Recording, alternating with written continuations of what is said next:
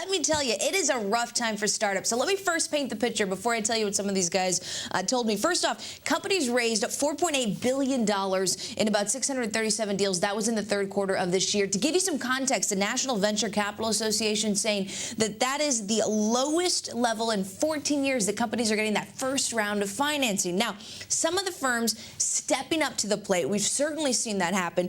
Just yesterday, for instance, Sequoia Capital leading a $5.5 million first round for Unity Technologies. This is the VC firm, remember, that backed giants like YouTube and Google, Apple. And actually, in fact, Wall Street Journal reporting that Sequoia Capital has indeed invested in about 20 companies in the last 12 months, and that's the most in 2 years. So people really stepping in. I called up a partner at Sequoia Capital yesterday, specifically Rolf Botha, and talked to him about his latest deal. And he told me, you know, Chris, he said companies forged in the toughest of times, they're often great. They develop this really great DNA. He says they're scrappy. They learn to make do.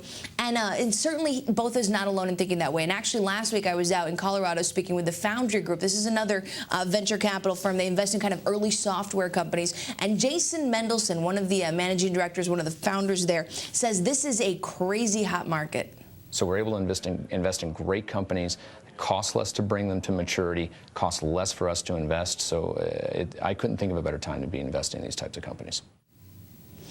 Now, of course, one of the big questions, Eric and Deirdre, is, of course, at the end of the day, these VCs want to pay out, right? So are they expecting to be bought out or expecting a big IPO? And one of the issues is, especially given how much cash all these big tech companies have, is will they indeed be able to get these buyouts? Now, I asked both of that question, and he said, first off, remember that a lot of these big tech companies that have cash, they have that cash in foreign geographies and other areas, and they don't want to necessarily take the tax hit. So he said that's one thing to keep in mind.